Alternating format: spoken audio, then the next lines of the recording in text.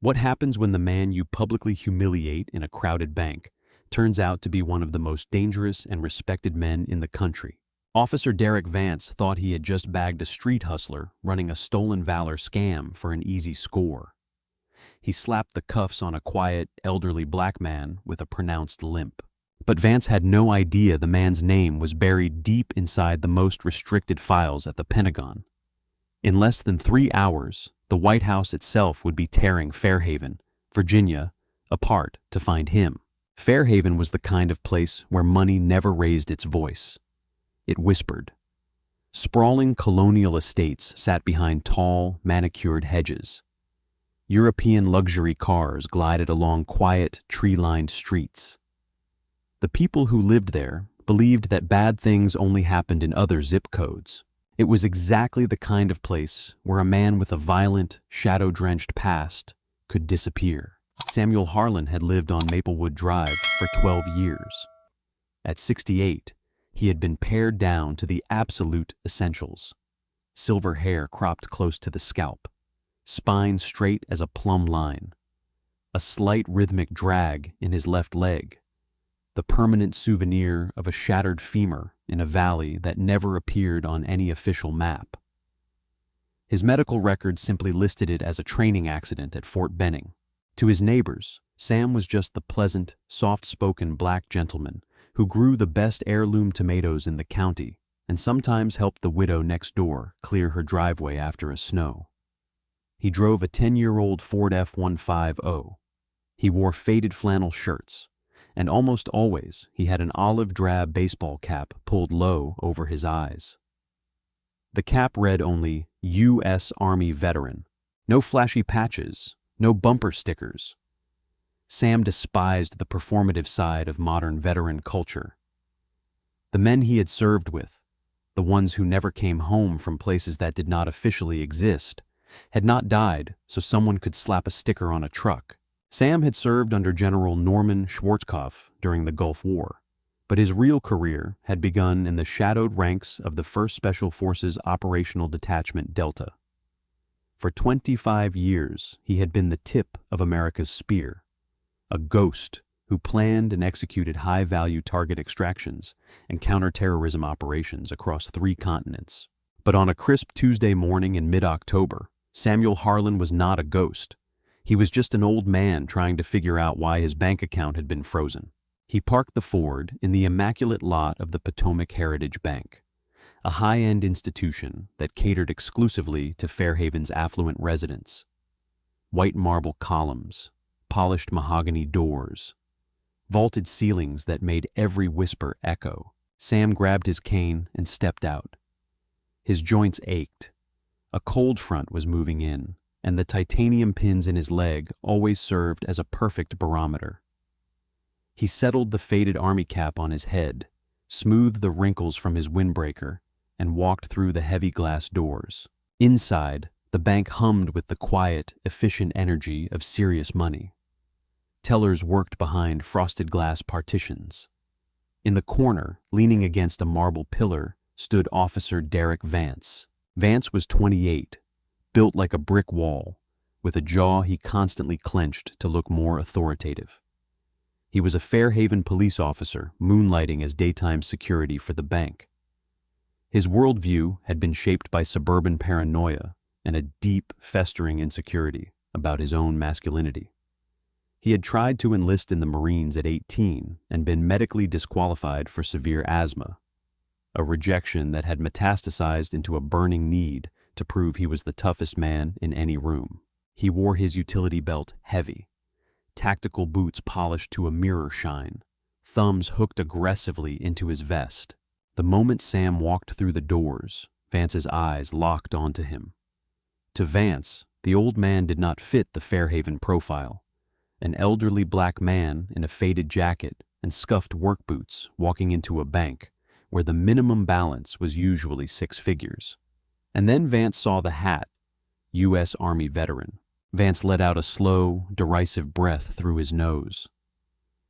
In his experience, the guys who wore the generic hats were usually the ones who had washed out of boot camp or driven a supply truck in Ohio and now wanted free coffee at diners. or worse, street hustlers playing the sympathy card.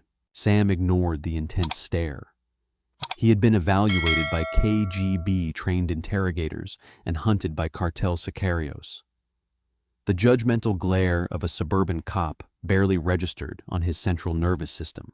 He approached the teller line and waited until the digital chime directed him to window 4. "Good morning, sir," the teller, a young woman named Claire Ellison, said with a practiced but slightly strained smile. "How can I help you today?" "Good morning, Claire," Sam said. His voice was a deep, gravelly baritone that carried quiet, involuntary authority. "I tried to buy groceries this morning, but my debit card was declined. I checked online, and it says my account has been temporarily restricted. I'm hoping we can clear this up." "Of course, sir. Let me look into that. May I have your ID and debit card?" Sam handed them over. Claire swiped the card and typed his name. Sam watched her eyes move across the screen. A moment later, her practiced smile faltered.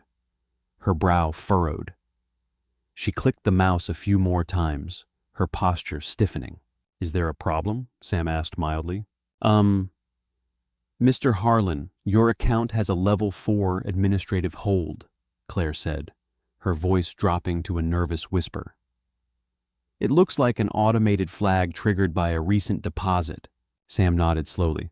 "Ah, the disbursement." 2 days earlier, Sam had received his quarterly pension. It was not a standard VA check.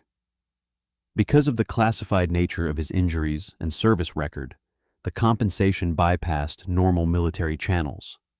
It came directly from a blind trust managed by the Department of the Treasury's Special Allocations Division, a mechanism designed to keep the identities of covert operatives off public ledgers. The amount was substantial, nearly $85,000 in back pay related to a newly approved medical rating for exposure to chemical agents. "Yes," Claire stammered. "A wire transfer of $84,720. The system flagged it under the anti-money laundering protocol because the routing source is listed as restricted/non-standard. I can't lift this hold. I need to get the branch manager." "Take your time," Sam said. "I understand the protocol." Claire hurried away, practically jogging toward the frosted glass office of Patrick Harlow, the branch manager. Across the lobby, Officer Vance pushed off the marble pillar. His predatory instincts had been triggered. He had seen the teller's panicked reaction. He had seen her run to the manager, and he saw Sam standing there, calm, leaning on his cane. Too calm, Vance thought, like a guy who knows he's caught. Vance adjusted his duty belt. The leather creaked loudly in the quiet bank, and began a slow, deliberate walk across the lobby toward Samuel Harlan.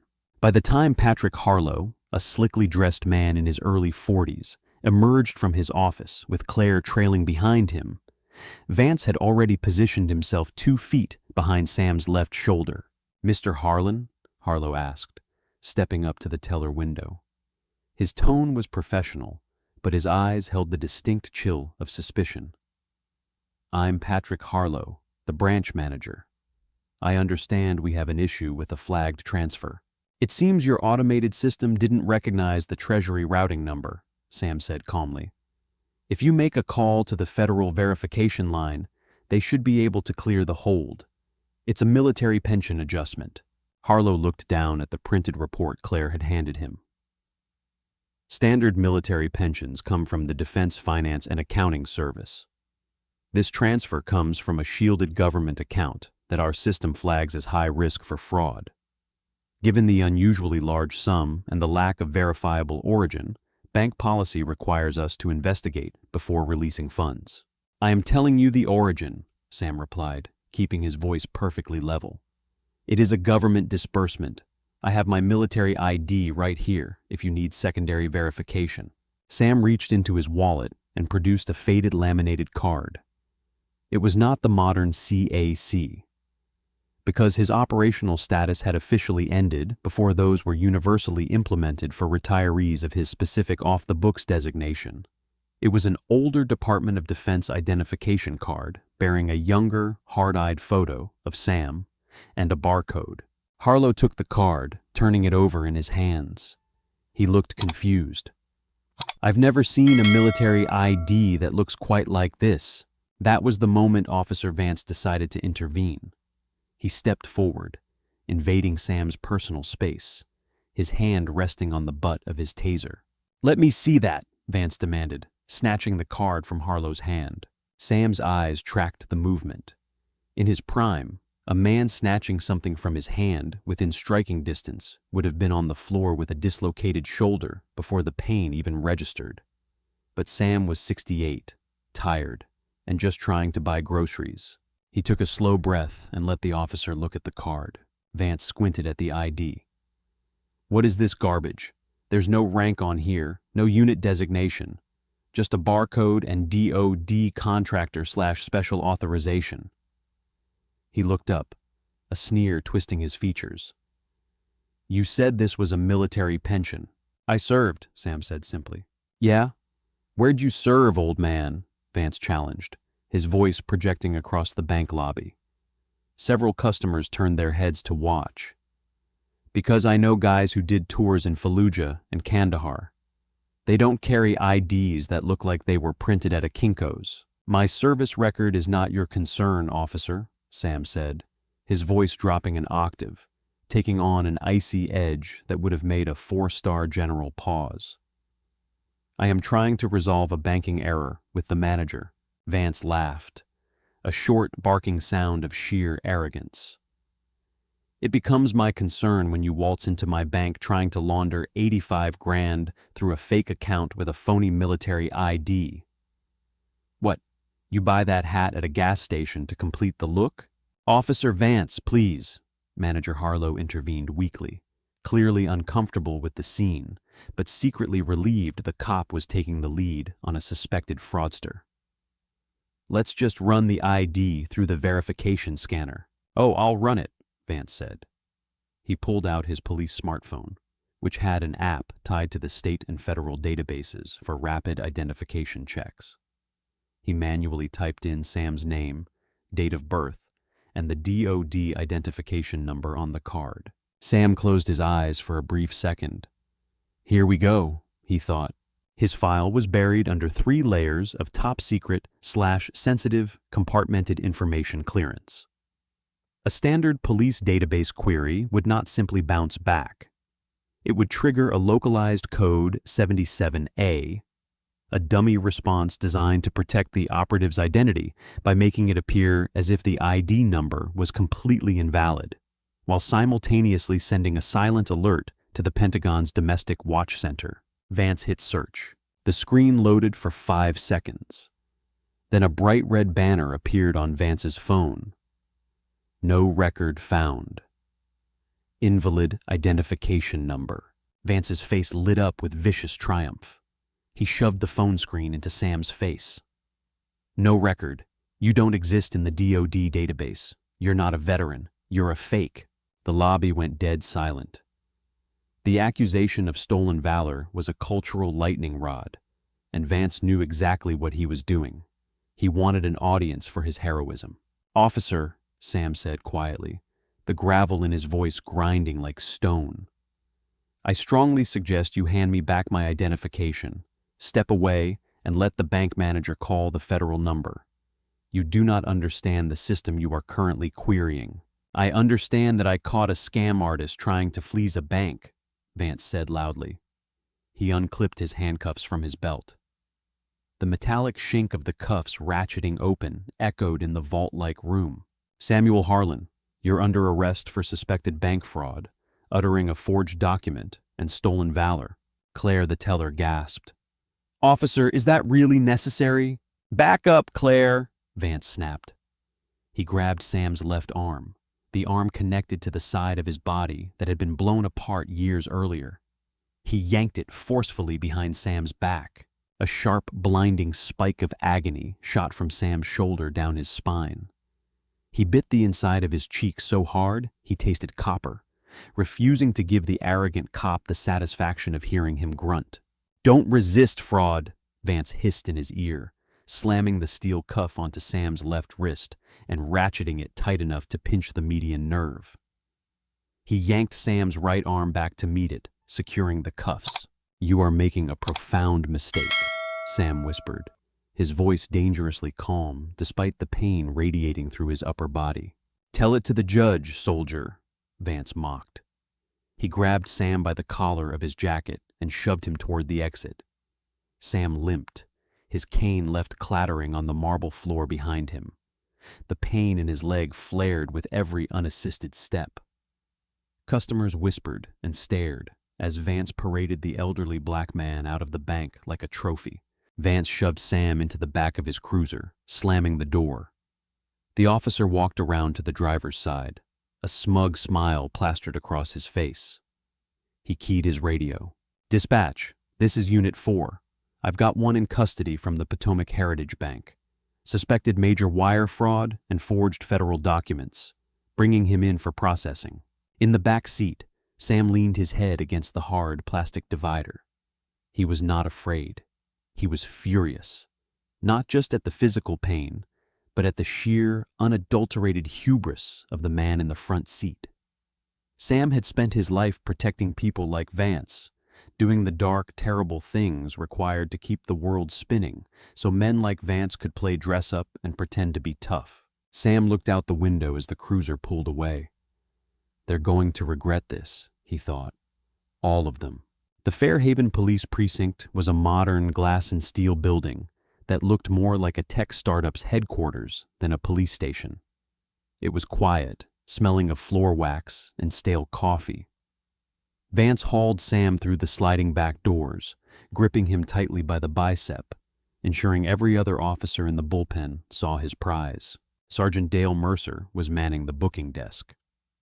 Mercer was in his late 50s, a 20-year veteran of the force who was just riding out his time until pension. He had seen a lot of things, and the first thing he noticed as Vance marched the suspect toward him was the suspect's eyes. Most people brought in handcuffs were frantic, angry, or crying. This man was none of those things. His eyes were cold, calculating, and utterly indifferent to his surroundings. He was mapping the exits. He was counting the personnel in the room. He was a predator temporarily inconvenienced by a cage. Mercer felt a cold prickle of unease at the base of his neck. "What do we have, Vance?" Mercer asked, standing up. "Caught a live one, Sarge," Vance bragged, shoving Sam against the booking counter. "Major fraud at the Heritage Bank.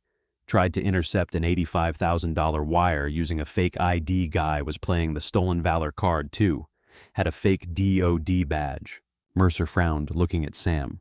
"Name?" "Samuel Harlan," Sam replied evenly. "All right, Mr. Harlan, turn around. Let's get these cuffs off for processing." "Careful, Sarge. He might try some of his fake commando moves on you," Vance sneered. Mercer shot Vance a look that clearly communicated "shut up," then unlocked the cuffs. Sam brought his hands forward, slowly rubbing the deep red indentations on his wrists. He rolled his left shoulder, grimacing slightly. "Take his belongings, empty his pockets," Vance instructed lazily. "I know how to book a suspect, Vance," Mercer grumbled. "Empty your pockets, Mr. Harlan." Sam placed his wallet, a set of keys, a pack of peppermint gum, and a heavy matte black smartphone on the counter.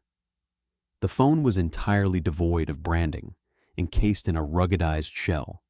It was an encrypted satellite device issued strictly to retired Tier 1 operators for emergency extraction or communication with the Department of Defense. Vance snatched the phone. "Nice burner. Who's your fence?"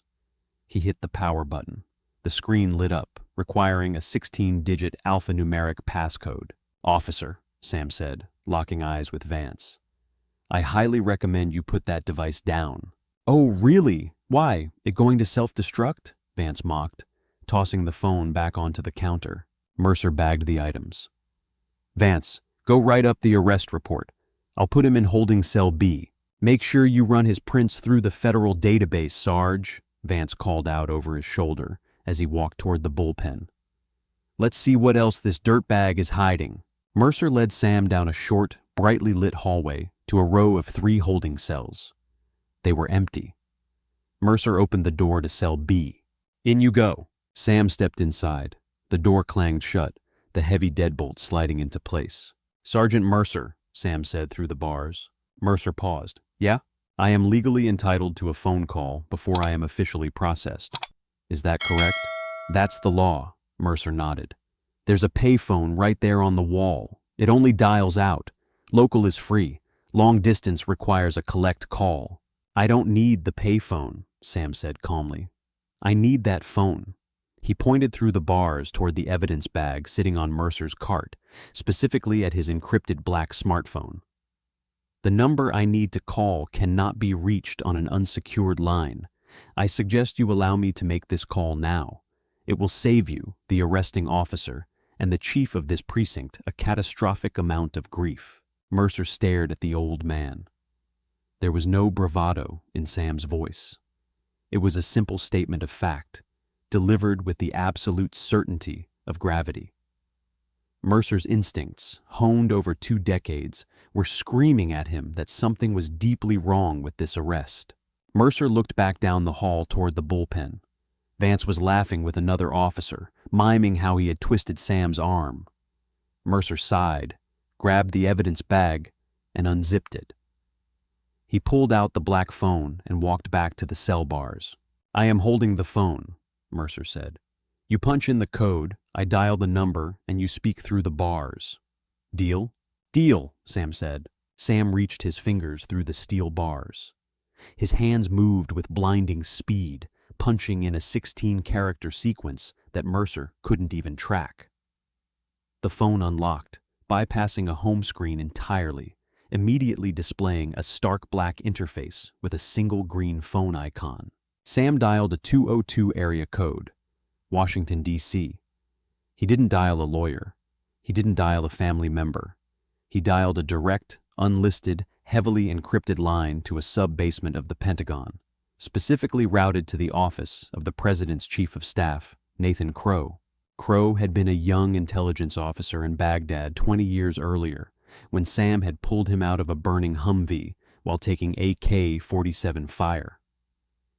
Crow owed Sam his life, and Sam still consulted for the administration on matters too delicate for public briefing. The phone rang exactly once. Directorate, a crisp male voice answered. Verification, Sierra Tango 9er Outlaw, Sam said. There was a microsecond pause on the other end. Identity confirmed. Go ahead, Sentinel.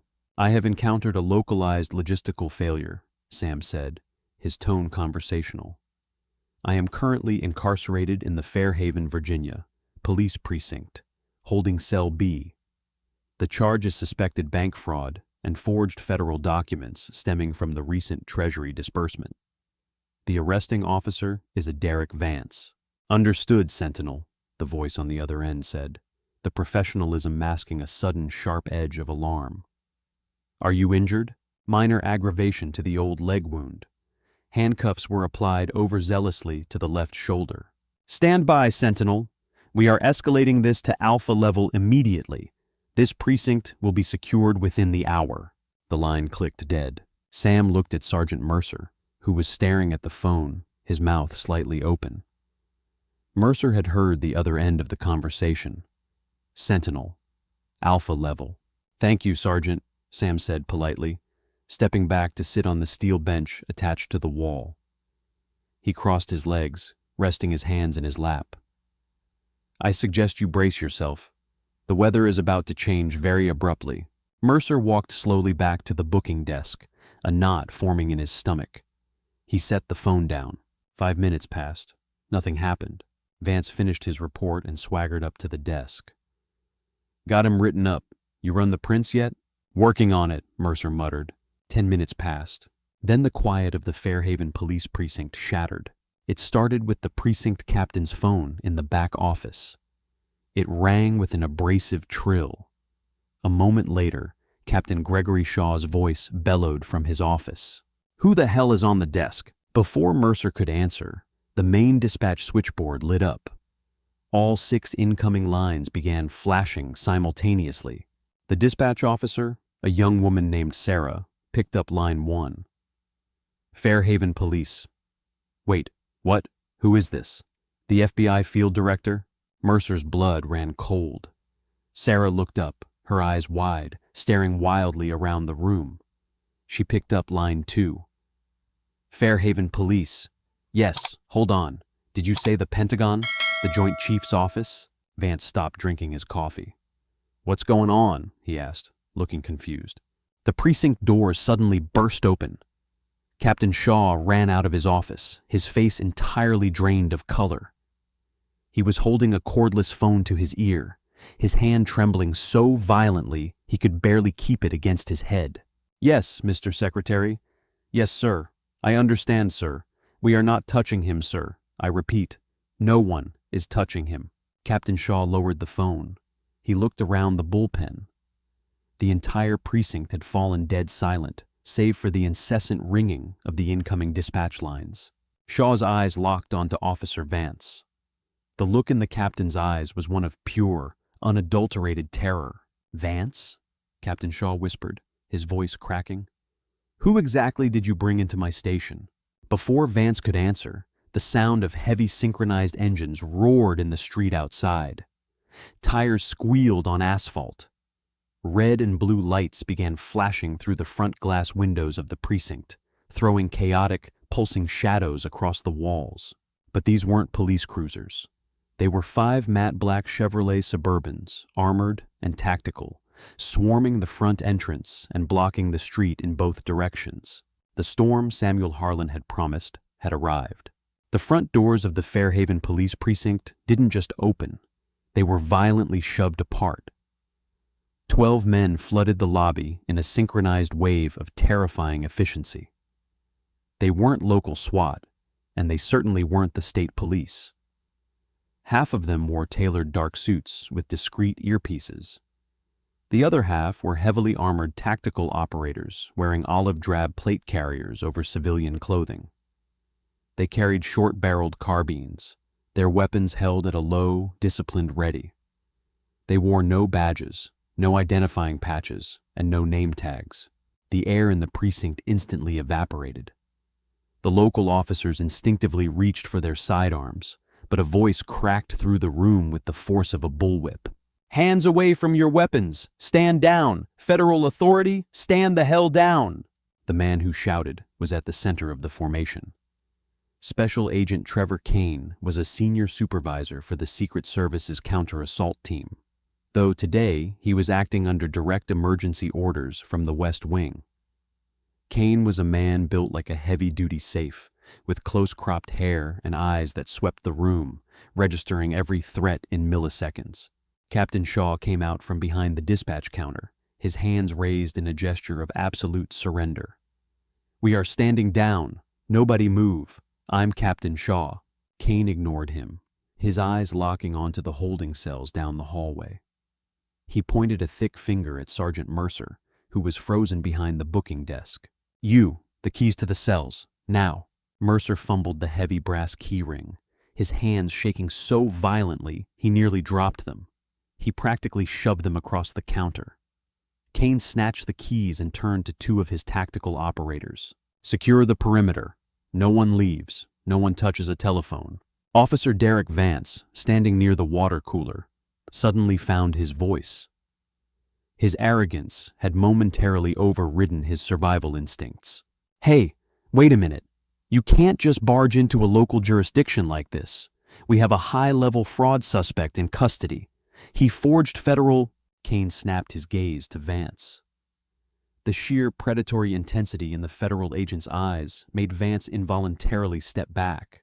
Are you Officer Vance? Kane asked, his voice dropping to a dangerous, terrifyingly quiet register. Yeah, I made the collar, Vance said, puffing out his chest slightly, hoping this was all a massive misunderstanding, and these feds were here to take the master criminal off his hands. Disarm him, Kane ordered. 2 men in suits closed the distance to Vance before the local cop could even blink. One grabbed Vance's right wrist, twisting it into a brutal submission lock, while the other smoothly stripped his Glock from its holster, removed his taser, and yanked the radio from his belt. Hey, what the hell are you doing? Vance shrieked, struggling in vain against the men holding him. I'm a police officer. You're a liability, Kane snarled, stepping into Vance's personal space. If the man in that cell has a single scratch on him, I will personally see to it that you spend the next 20 years in a federal penitentiary making license plates. Now shut your mouth before I have you gagged." Kane turned on his heel and marched down the hallway, Captain Shaw trailing behind him like a frightened child. They reached holding cell B. Inside, Samuel Harlan was still sitting on the steel bench, his legs crossed, looking perfectly relaxed. He didn't stand when Kane approached the bars. He simply looked up, offering a faint, weary smile. "Agent Kane," Sam said mildly, "they pulled you off the president's detail for this?" "Mr. Harlan, sir," Kane replied, his tone instantly shifting from ruthless commander to deeply respectful subordinate. He quickly unlocked the cell door and pulled it open. "The Chief of Staff is landing in Marine 2 at the high school football stadium 3 blocks from here. He is en route to this precinct in an armored vehicle now." "Are you injured, sir?" Sam stood, leaning on his cane. He rolled his left shoulder, a sharp wince briefly breaking his stoic facade. The young officer with the inflated ego was rather aggressive with the cuffs. "My rotator cuff is inflamed, and the pins in my femur are aching. Other than that, my pride is the only casualty." Kane's jaw muscles feathered. "Medic!" he barked down the hall. A tactical operator with a medical kit immediately jogged down the corridor, entering the cell to examine Sam. Out in the bullpen, Vance watched the scene unfold with mounting horror. The heavily armed federal agents were treating the elderly black man he had thrown into the back of his cruiser like he was a visiting head of state. Vance looked at Sergeant Mercer, who just slowly shook his head, a look of profound pity in his eyes. "Captain Shaw," Sam's voice drifted down the hallway, calm and commanding. Shaw rushed forward, sweating profusely. "Yes, Mr. Harlan. I cannot express how deeply sorry I am." "Save the apologies, Captain," Sam interrupted gently as the medic applied a rapid cooling compress to his shoulder. "Your Sergeant Mercer acted with professionalism. I suggest you commend him. As for Officer Vance..." Before Sam could finish, the front doors of the precinct opened again. This time, the man who walked in caused the remaining air to be sucked from the room. Nathan Crow, the White House Chief of Staff, walked with the frantic, exhausted energy of a man holding the weight of the free world on his shoulders. He was dressed in a rumpled Navy suit, flanked by 2 more Secret Service agents. Crow bypassed the entire local police force, marching straight back to the holding cells. When he saw Sam, the second most powerful man in Washington practically sagged with relief. "Sam!" Crow breathed out, stepping into the cell and extending his hand. "Thank God." Sam took the Chief of Staff's hand, shaking it firmly. "Nathan, you look like you haven't slept since Thursday." "I haven't," Crow admitted, rubbing his eyes. "And having to divert federal assets to a suburban police precinct because one of my primary national security advisors was arrested for trying to access his own pension didn't help my blood pressure." Out in the bullpen, Vance heard the words national security advisor and pension. His stomach dropped into a bottomless abyss. The bravado he had worn like armor for his entire adult life shattered into a million irreparable pieces. "Why the urgency, Nathan?" Sam asked, stepping out of the cell and into the hallway. "A phone call to the bank manager would have sufficed. You didn't need to send the cavalry." "Yes, I did," Crow said grimly, his voice carrying down the hall. 2 hours ago, a splinter faction of the Al-Shabaab network breached the United Nations compound in Mogadishu. They have 22 hostages, including 3 American diplomats. Captain Shaw, listening nearby, turned ash white. The local cops in the bullpen were dead silent, hanging on every word. They were suddenly realizing they had accidentally stumbled into the middle of a global crisis. "Joint Special Operations Command is spinning up a rescue package as we speak," Crow continued. "But the compound they are being held in is the old Soviet-era consulate. It's a fortress. No blueprints exist on the grid. JSOC's strike team is flying blind. They give the hostages a 20% survival rate if they breach the walls. Sam's eyes hardened. The gentle elderly tomato farmer vanished, replaced entirely by the Tier 1 operative who had survived 3 decades in the shadows. The subterranean tunnels, Sam said. I retrofitted that consulate in '93 during Operation Gothic Serpent. The eastern drainage pipe connects directly to the sub-holding cells. It bypasses the main courtyard. Exactly, Crow said, nodding furiously. You're the only living operative who knows the schematic of those tunnels, Sam. You wrote the structural defense protocols. The president requested you by name. We need you in the situation room to guide the assault team, or those diplomats are going to die. But when the Pentagon tried to ping your satellite phone to bring you in, Sam finished smoothly, I was sitting in the back of a police cruiser because I tried to buy groceries. Crow turned slowly, his eyes finding Officer Derek Vance across the room. The chief of staff walked out of the hallway and into the center of the bullpen. The room felt like a powder keg. Which one of you is Officer Vance? Crow demanded, his voice echoing off the high ceilings. Vance, still restrained by the 2 Secret Service agents, swallowed hard. I am, sir.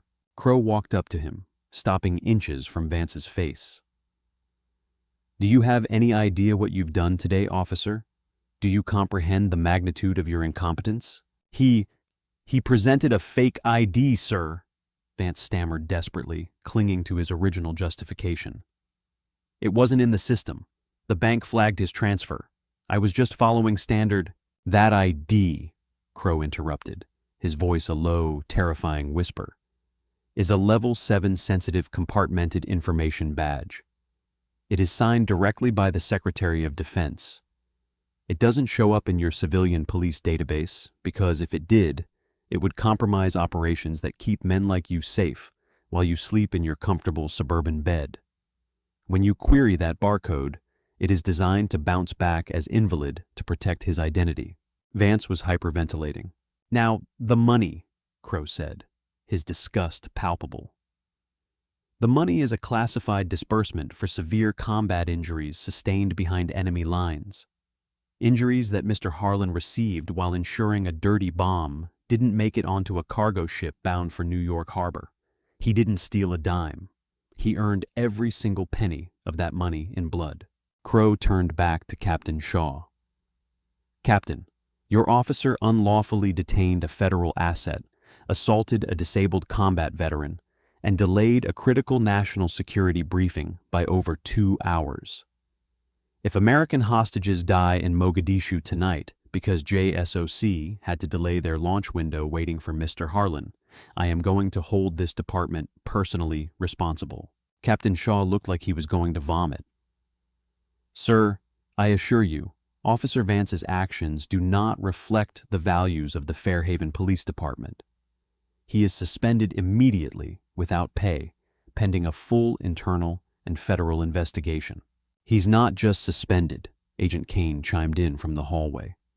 Under Title 18, U.S. Code, Section 111, he has assaulted and interfered with a federal agent performing official duties.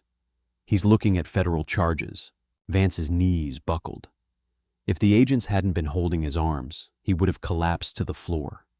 His career was over. His freedom was in jeopardy.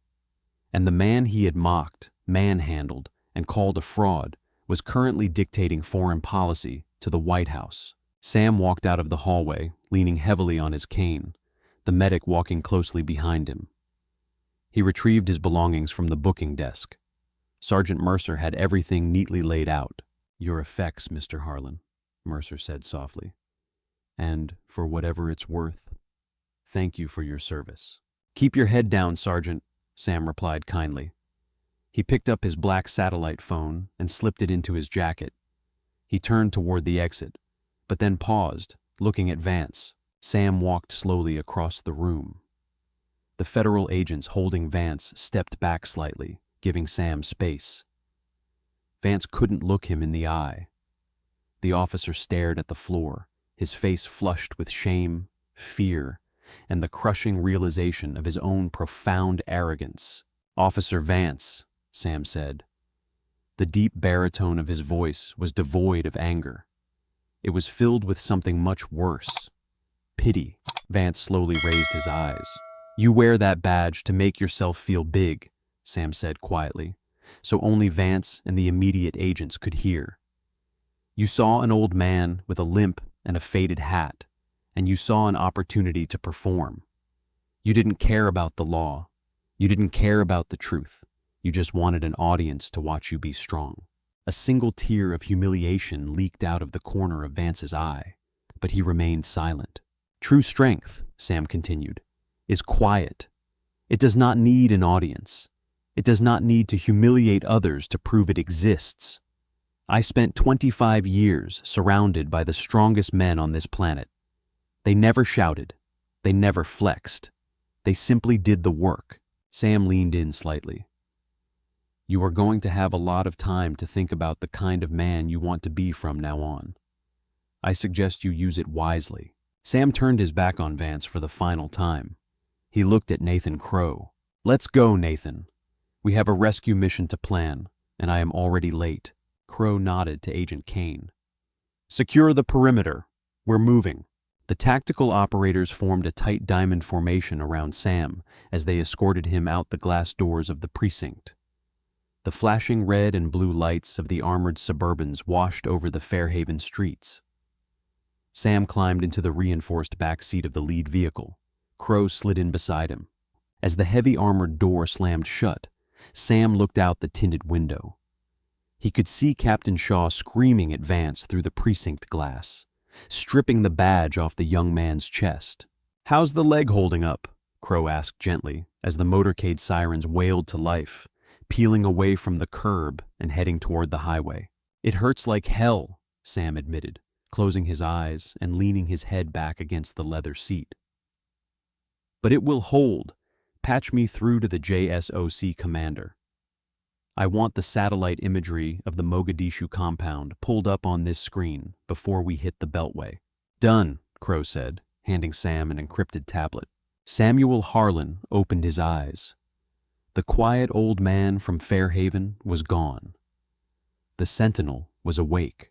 The motorcade bypassed the standard West Wing checkpoints entirely, plunging into the secure subterranean vehicle entrance beneath the White House. Sam didn't wait for the Secret Service to open his door. He pushed it open himself, his boots hitting the polished concrete as he leaned heavily on his cane. The pain in his left shoulder was a dull, throbbing ache, but his mind was crystal clear. Nathan Crow led him through a labyrinth of heavily guarded corridors until they reached the heavy steel doors of the Situation Room. Inside, the atmosphere was suffocatingly tense. The large mahogany conference table was surrounded by the highest-ranking military and intelligence officials in the country. At the head of the table sat President William Harrington, his suit jacket discarded, his tie loosened.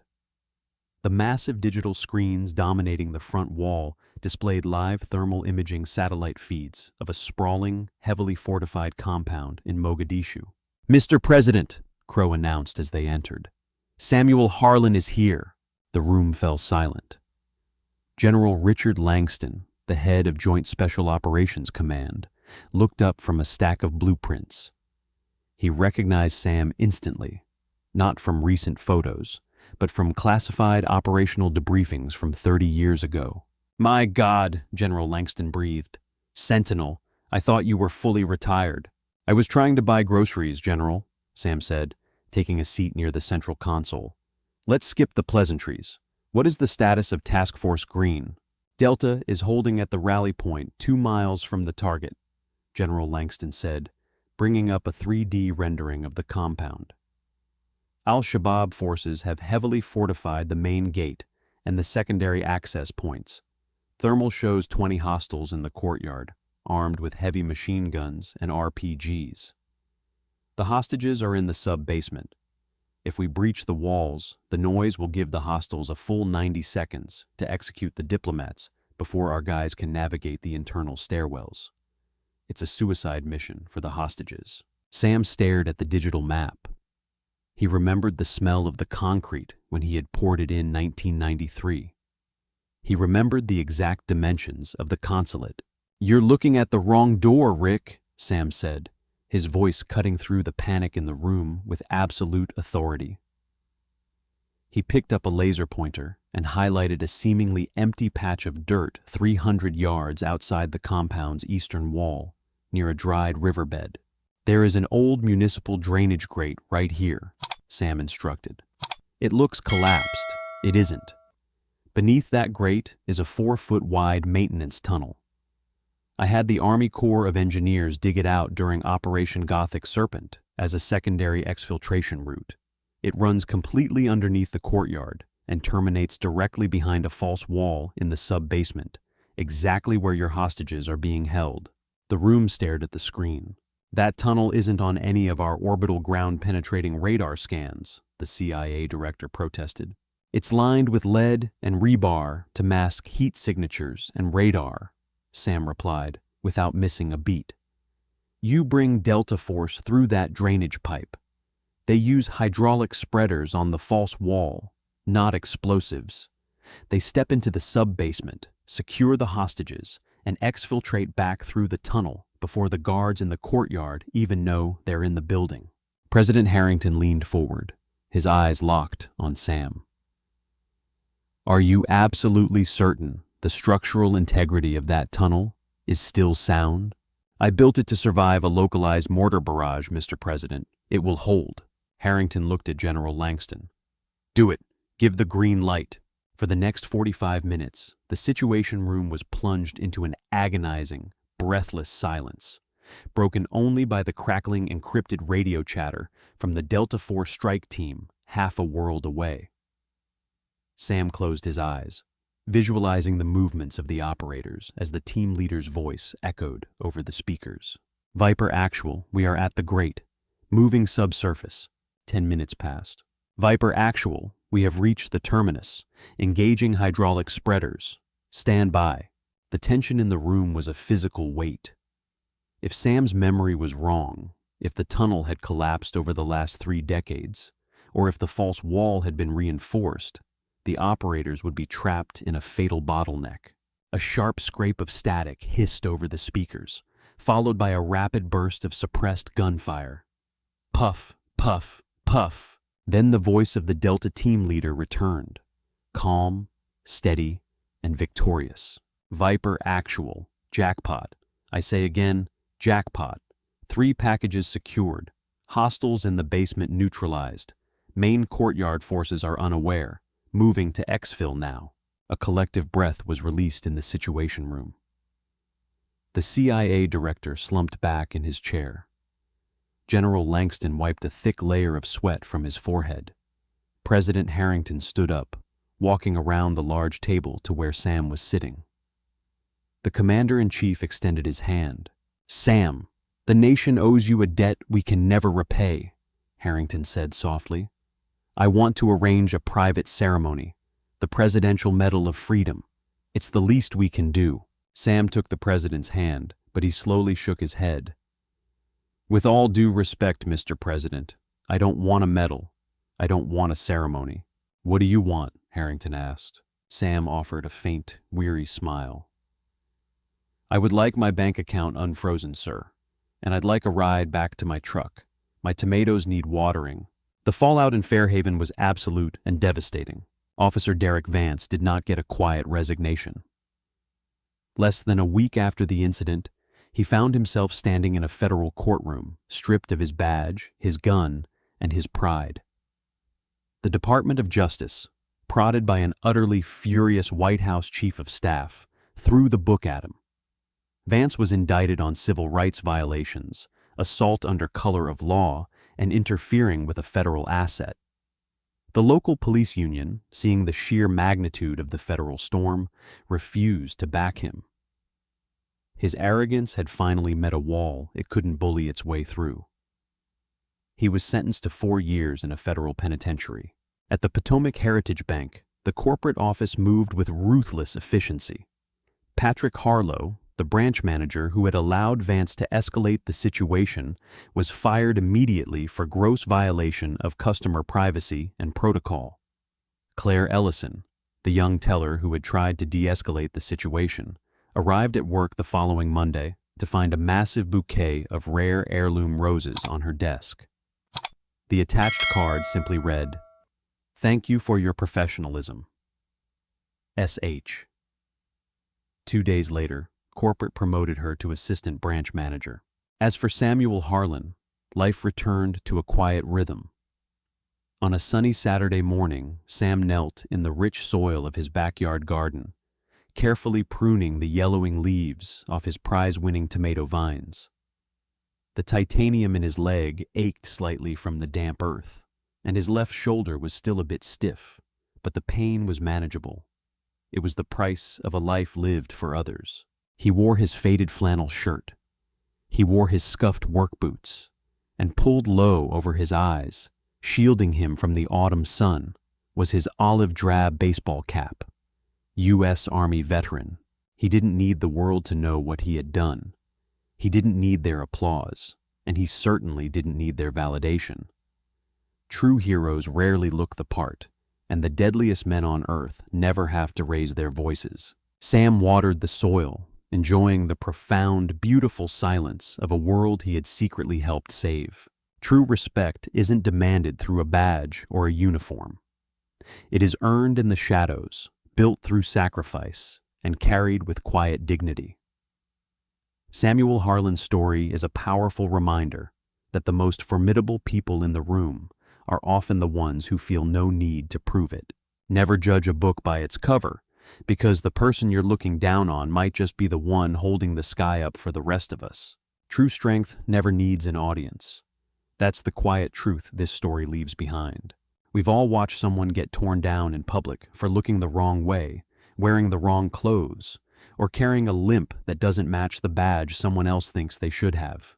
And too many times we've stayed silent, or worse, joined in, because it felt easier to assume the worst than to look closer. Samuel Harlan didn't raise his voice. He didn't demand respect. He simply carried the weight of lives that would never know his name. The real power in this world rarely announces itself. It walks with a cane, grows tomatoes, and still answers the call when the night is darkest. If this story hit you somewhere deep, if it made you pause the next time you were ready to size someone up, drop a comment and tell me what it stirred in you. I'd genuinely love to hear it. And if these kinds of stories matter to you, stick around, hit subscribe so we can keep sharing them together.